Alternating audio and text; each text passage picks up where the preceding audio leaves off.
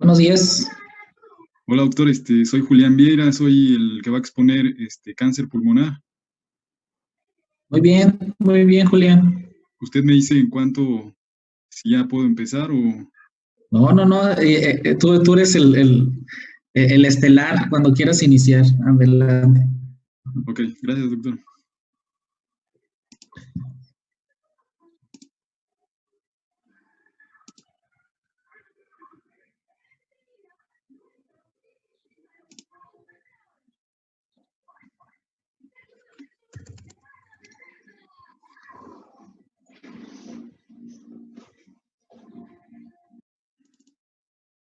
Ok, pues buenos días, pues me acabo de presentar. Vamos a ver el tema de hoy, cáncer, que es el cáncer pulmonar. Soy Julián Vieira Campos, R1 de Medicina Familiar. Este, Me basé en 3 bibliografías, por un poquito de tiempo que no tuve. Es un artículo del Up to Date, este, el Tratado de Medicina Interna, el Harrison, y, y la Guía de Práctica Clínica, actualizada del 2019 sobre cáncer pulmonar de células no pequeñas. Vamos a iniciar con la introducción y epidemiología. Es la primera causa de muerte por cáncer, más frecuente en hombres y la segunda en mujeres en todo el mundo. En México es la segunda causa de muerte por tumor maligno en hombres y la quinta en mujeres. En el 2015, por esta patología se registraron 11.800 defunciones. Y en Estados Unidos es una causa de 230.000 nuevos casos anuales y aproximadamente 135.000 muertes anuales. Es la enfermedad a la que se relaciona más el tabaquismo, y otros factores de riesgo serían la radioterapia, la asbestosis, la fibrosis pulmonar, la infección por VIH, factores genéticos, por herencia, alcohol y dieta alta en grasas. La edad de presentación es entre los 55 y 74 años. Tiene que tener, puede tener un antecedente de fumador con un índice tabáquico de más de 30 cajas por año. Para recordar cómo se saca el índice tabáquico, son los cigarros que se fuman por día y por años. Este resultado se va a dividir entre 20 y nos va a dar el número de cajas por año. Vamos a definir lo que es el cáncer pulmonar. El cáncer pulmonar primario o carcinoma broncogénico se refiere al cáncer que se origina en el epitelio de las vías aéreas del parénquima pulmonar, que son los bronquios, los bronquiolos y los alveolos. Aproximadamente el 95% de los cánceres pulmonares son clasificados como de células pequeñas y de células no pequeñas. La clasificación es importante para el pronóstico, el estadio y el tratamiento. Nosotros nos vamos a basar, de acuerdo a la epidemiología y a las diferentes bibliografías, nos vamos a basar en el cáncer pulmonar de células no pequeñas, que es el que tiene más presentación dentro del cáncer pulmonar.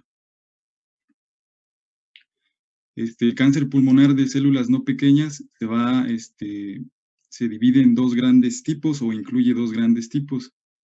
El no escamoso, que se divide en adenocarcinoma, que es el más común y el más frecuente en no fumadores, el carcinoma de células grandes y otros tipos celulares. Aproximadamente el 85, el 90% de los cánceres de pulmón de células no pequeñas se encuentra asociado al tabaquismo. Y el otro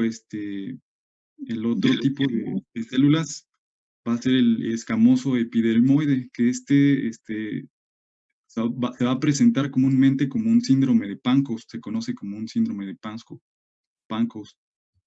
o Pancoast. Bueno, vamos a seguir con el cáncer pulmonar de células no pequeñas.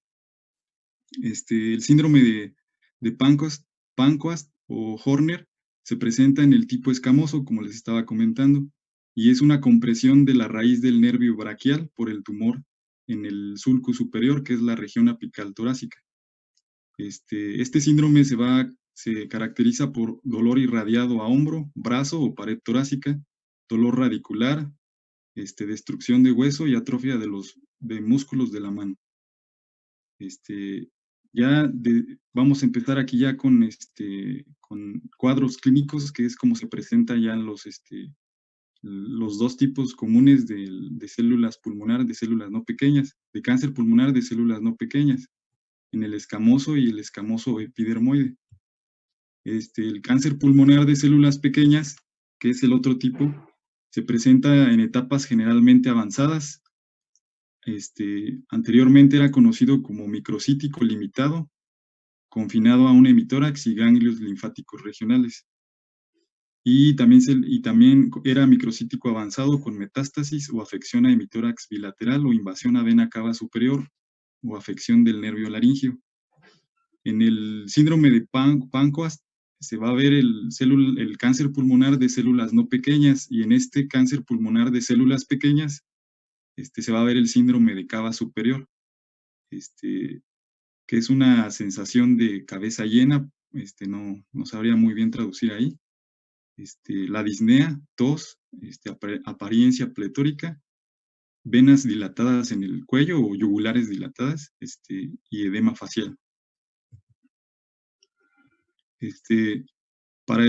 Estos datos, pues, o estos síndromes nos pueden ayudar para identificar más rápido un cáncer pulmonar, ya sea de células pequeñas o de células no pequeñas. Vamos a iniciar de aquí con el cuadro clínico, específicamente, como les decía, en la epidemiología y en las bibliografías se basaban más en el cáncer cáncer pulmonar de células no pequeñas. Entonces, esto es lo que vamos a ver un poquito más, que es el cuadro clínico en el cáncer pulmonar de células no pequeñas. Los signos y los síntomas de los cánceres, pues, pulmonares son debidos a tumor primario, diseminación locorregional y a la enfermedad metastásica. Sus síntomas y de acuerdo al porcentaje en el que se presentan, pues es de mayor a menor, como se ve en la gráfica o en la tabla, con tos en el 45 a 74% de los pacientes, pérdida de peso, disnea, dolor en el pecho, hemoptisis y dolor en dolor óseo y el Juarnes, no sé, realmente no encontré el significado de esa palabra, pero es un síntoma, pues, que se presenta.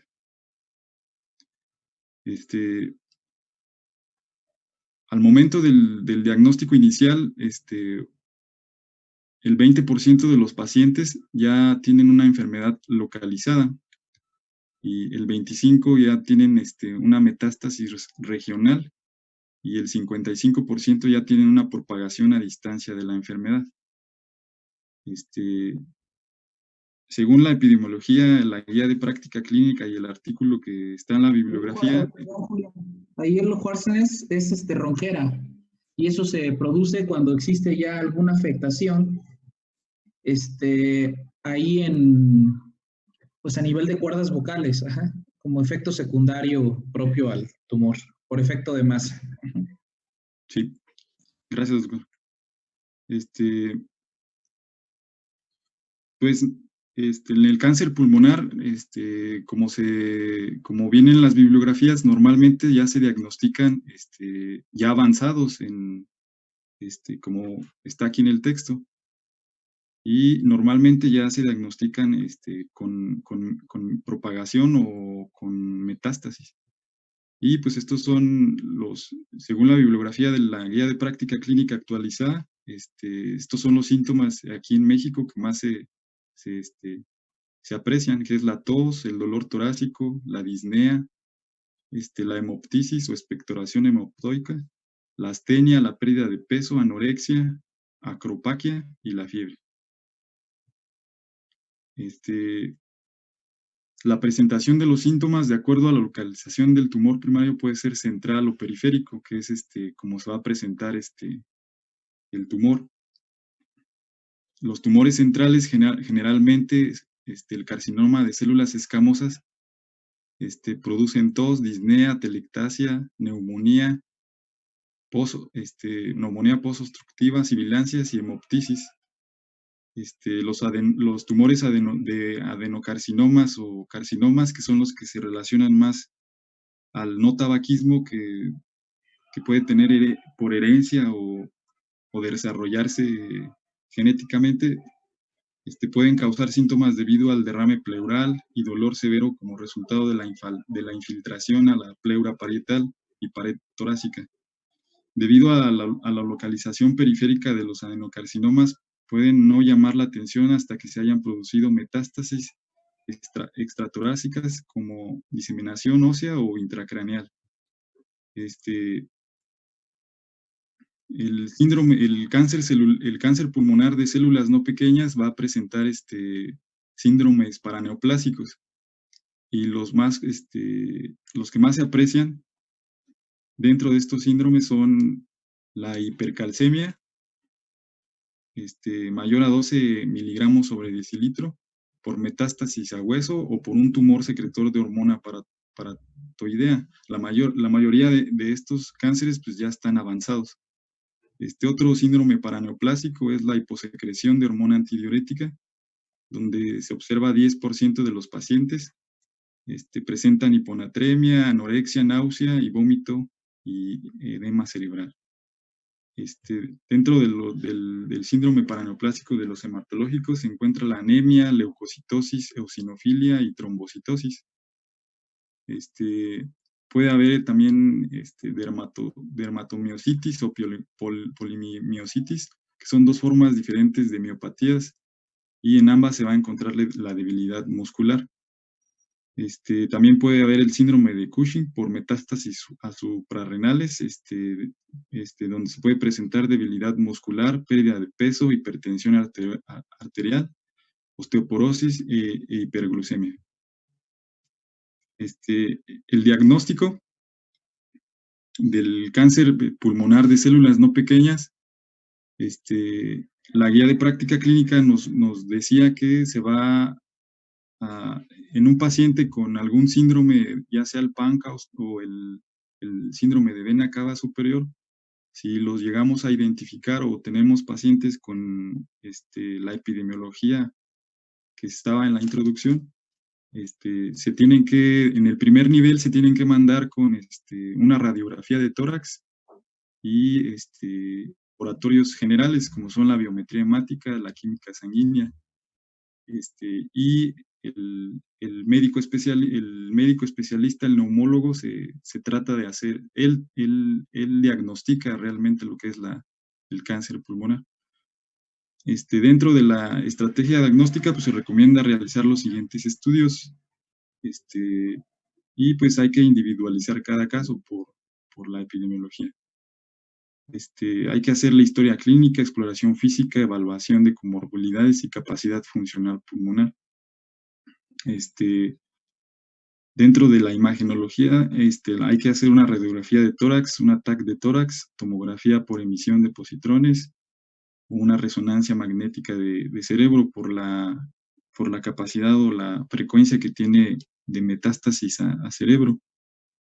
Laboratorial, la biometría hemática, química sanguínea, enzimas hepáticas. Ahí, Julián, perdón, Sí, doctor. si gustas regresarte, disculpa, es que me entró una llamada y ahí hay Sí, doctor. un punto importante que hay que señalar. Sí.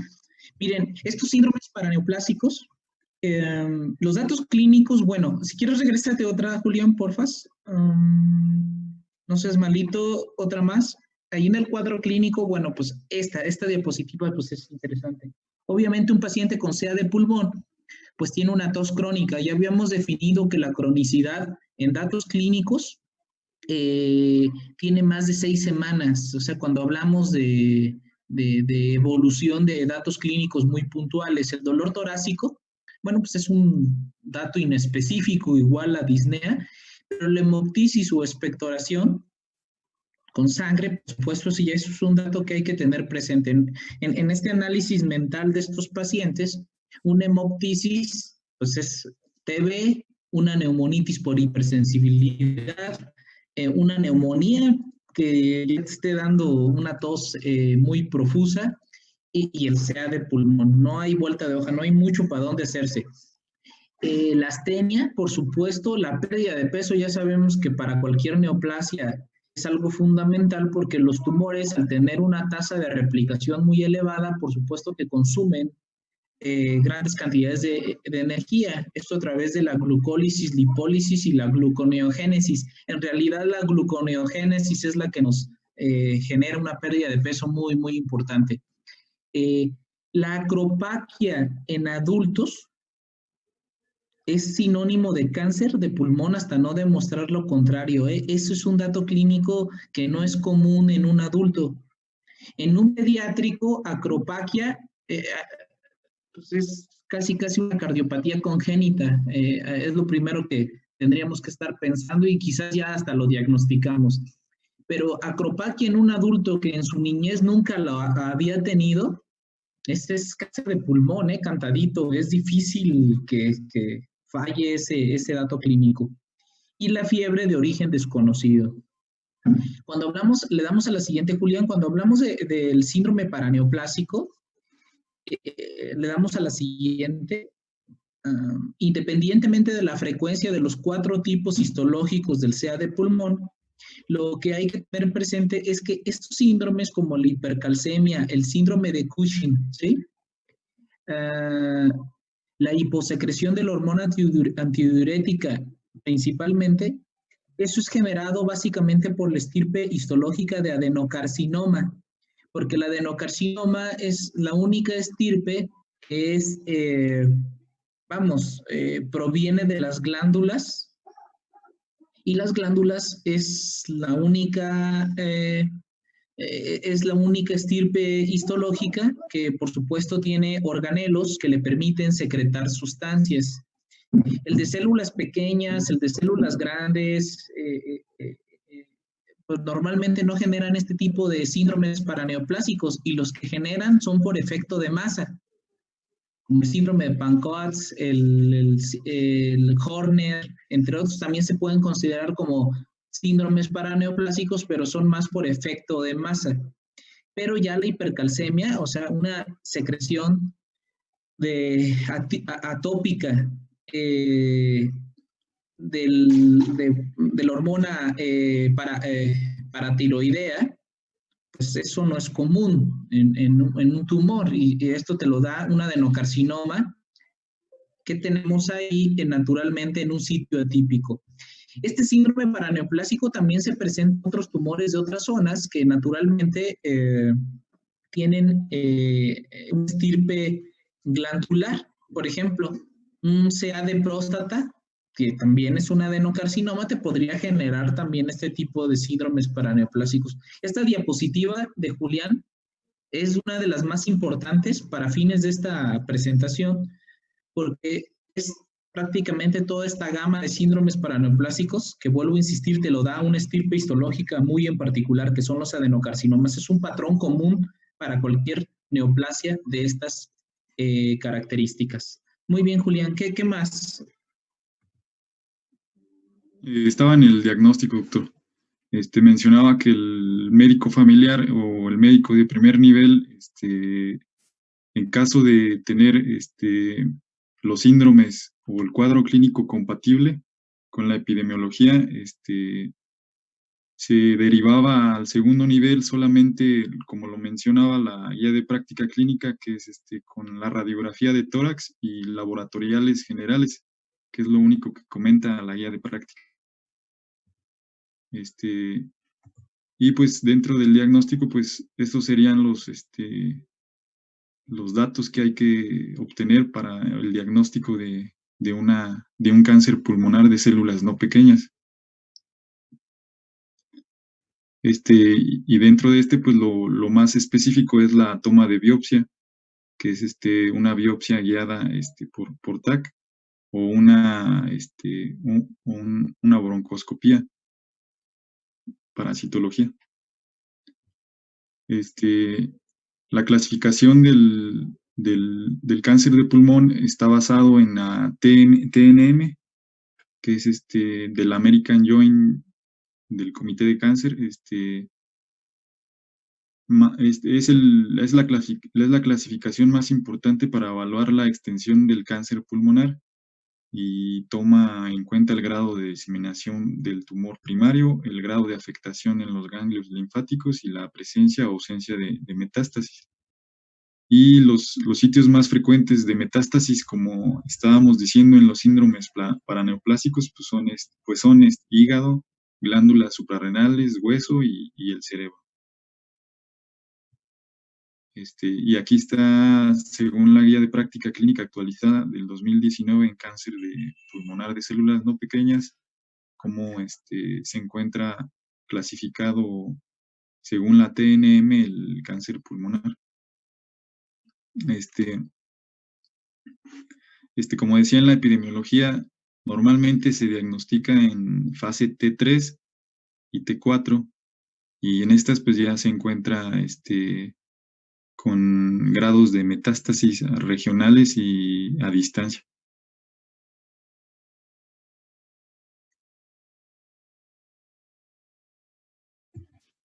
Y el tratamiento pues es específico para el segundo nivel o tercer nivel del neumólogo, y la mayoría todos son quirúrgicos y con quimioterapia y radioterapia en caso de que ya sean con metastásicos e invasión a regionales, pues a ganglios linfáticos regionales. Y pues es el tratamiento inicial de acuerdo al estadio clínico en el que se encuentra el cáncer pulmonar de células no pequeñas y de acuerdo a la biopsia que se le toma al cáncer. Y eso sería todo, doctor, de mi parte de la exposición. Y Sí, la pues así bibliografía es. es la guía de práctica, y el artículo es es una revisión de los factores de riesgo y la patología y manifestaciones clínicas del cáncer pulmonar, que fue del febrero del 2020, y el Tratado de Medicina Interna, que no lo anoté completo, pero es el Harrison, la edición 2019. Sí, Julián, no, de hecho ahí de esta presentación yo retomaría algunas diapositivas que ya resalté de la presentación de Julián, que son como que las más importantes. El punto número uno, pues es tener presente los factores de riesgo, porque ya habíamos hablado de este objeto de la medicina familiar, que es prevención primaria, desde una perspectiva de salud pública epidemiológica que ya había comentado también por ahí Ian McWhitney, en este modelo biopsicosocial centrado en el paciente, que es detección de factores de riesgo. Esto también el maestro Huerta lo comenta en la medicina familiar centrada en la familia, valga la redundancia, detectar factores de riesgo a través de un familiograma, por ejemplo, y categorizarlos para ver un potencial o hipotéticamente una potencial enfermedad que se pudiera presentar en un paciente. Entonces, los factores de riesgo es un punto de corte, ya sabemos que el tabaquismo es el principal. El siguiente punto que tenemos que tener presente, pues es la clínica, la anamnesis y la exploración física. Hay un concepto y ojalá alguien me lo pueda definir. ¿Alguien sabe qué es inercia clínica?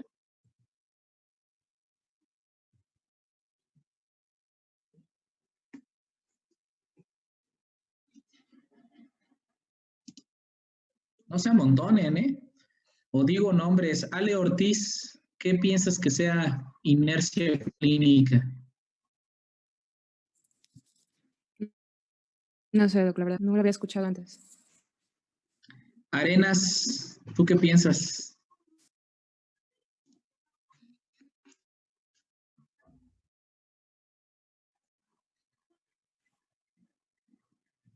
Yo opinaría, doctor, que son los datos clínicos que ya nos llevan a la patología específica.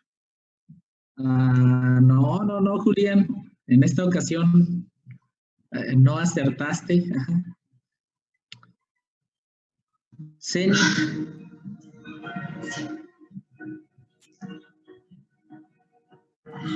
Doctor, puede ser A ver, Ramiro. cuando tenemos una enfermedad y le damos un tratamiento y no responde, entonces no queremos aumentar la dosis o los tratamientos para tener un resultado óptimo. Que la enfermedad ya está más resistente o en otra fase. No, miren, la inercia clínica, y ya les doy un concepto distinto al módulo de Neumo, pero que tiene que ver con nuestra especialidad. Es un concepto diseñado hace aproximadamente unas 2 décadas, 3. De hecho, los grandes maestros de la medicina familiar en México han tocado este punto a nivel nacional, en congresos nacionales e internacionales, que aplica a todas las especialidades, pero para nosotros en medicina familiar la inercia clínica es este fenómeno que se da cuando entramos los médicos en una monotonía ante un paciente y solamente replicamos la receta consulta tras consulta, ¿sí? No sé si ustedes se han percatado en donde han rotado de cualquier especialidad que se hace tan monótono el trabajo del médico, en donde pues ya nada más llega el paciente y, soy diabético, bueno, está bien, 2, 3 preguntas, la receta, ahí le va y nos vemos el próximo mes. Esto aplica para todas las especialidades, pero no es mi papel criticar a las demás especialidades, sino tener una autocrítica hacia nosotros mismos. Entonces, hay que tener mucho cuidado con la inercia clínica, porque la inercia clínica es un fenómeno que nos puede hacer fallar ante un paciente. ¿Y por qué lo platico? Y ustedes dirán, el doctor como que saca temas para rellenar el horario. No, porque normalmente las neoplasias, en este caso cáncer de pulmón y cualquier otra neoplasia, pasan por alto precisamente por este fenómeno de inercia clínica. Tenemos un paciente que nos llega a la consulta mes tras mes, es hipertenso, es diabético, asmático, etcétera, etcétera. Y bueno, pues tengo mis 15 minutos, me quiero ir temprano, voy a pedir un pase de salida, etcétera, etcétera. Y entonces aplico la inercia clínica, es decir, ni exploro al paciente, ni le hago anamnesis, y lo único que hago es jalar la nota previa y los tratamientos previos y los aviento al siguiente mes. Por eso se llama inercia, porque de una nota que tenemos, nada más inercialmente le seguimos dando consulta y no vemos cambios finos que pudiera tener el paciente en X consulta. Y entonces ahí donde brinca la liebre. Ejemplo, hace como 1 año y medio me comentaba un colega de otra unidad que no es la 47, pero no les voy a decir qué unidad, porque por ética, ¿verdad? Me comentaba un colega, también jefe, que llegaba un paciente por enfermedad acidopéptica e inercialmente ya llevaba 1 año con omeprazol y con lo que ustedes quieran, ¿sí? Posteriormente, él el paciente en una nota médica, quedó anotado en nota médica, refería dificultad para tragar alimentos, ¿sí? Entonces, sólidos, y que vomitaba el alimento. No, pues el doctor siguió con esta inercia y dijo, no, bueno, pues seguramente, y le dio metoclopramida, etcétera, para mejorar el tránsito de la vía gastrointestinal. El paciente siguió vomitando, lo seguían manejando como enfermedad acidopéptica, tocó varios doctores, hasta que después de tantos kilos de peso que perdió, pues ya el doctor dijo como que algo no está bien, ajá, y resulta, no, pues vamos a ponerle acalasia, ¿no? Y bueno, pues se la llevó con acalasia otro semestre más, hasta que ya un doctor ya dijo, oye, ¿sabes qué? Mándalo a medicina interna o a gastro para que le hagan una endoscopia, pues tenía cáncer de esófago, ¿no? Entonces, estos detalles suceden por la inercia clínica, porque Si bien todos los médicos tenemos antibajos, etcétera, a veces nos paramos con el pie izquierdo, a veces con el derecho, bueno, nosotros no tenemos derecho a levantarnos con el pie izquierdo a menos que sea zurdo. Ajá.